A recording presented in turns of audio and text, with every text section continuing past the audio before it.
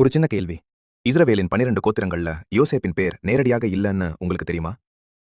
அதுக்கு பதிலா அவரோட மகன் எப்பிராயிம் தான் யோசேப்பின் ஆசீர்வாதத்த சுமந்தா. இது எப்படி நடந்துச்சு தெரியுமா? வாங்க, இந்த பைபிள் உண்மைக்குள்ள போகலாம். யாக்கோபு முதிர்ந்த வயசு. கண்கள் சரியா தெரியல. என் காலம் நெருங்குதுன்னு அவர் உணர்ந்த நேரம். அப்பதான் தன் அன்பு மகன் யோசேப்பு அழைக்கிறார். யோசேப்பு வரும்போது தன் 2 மகன்களையும் கூட்டிக்கிட்டு வர்றான்.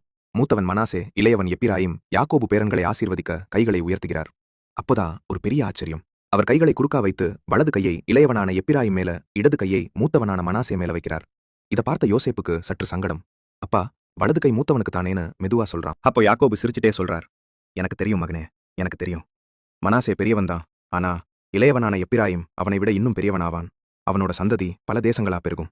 இந்த ஒரே செயல்ல யாக்கோபு யோசேப்பின் மகன்களை தன் சொந்த பிள்ளைகளா ஏற்றுக்கிட்டு எப்பிராயிமுக்கு முக்கியத்துவம் கொடுக்கிறார். அதனாலதான் இஸ்ரவேலின் கோத்திரங்களில் யோசேப்பு இல்ல, எப்பிராயிம் தான் அந்த பெரிய ஆசீர்வாதத்தை சுமந்தா. இந்த பைபிள் உண்மை நமக்கு என்ன சொல்லுது? சில நேரம் மூத்தவன் அல்ல, இளையவன் தான் ஞானத்தாலும் கடவுளின் திட்டத்தாலும் தேர்ந்தெடுக்கப்படுவான். இது உங்க மனசை தொட்டிருந்தா கமெண்ட் பாக்ஸ்ல ஆமேன்னு எழுதுங்க. நீங்களும் வாழ்க்கையில நான் கவனிக்கப்படலன்னு எப்போதாவது உணர்ந்திருக்கிறீங்களா? அதையும் கமெண்ட்ல சொல்லுங்க.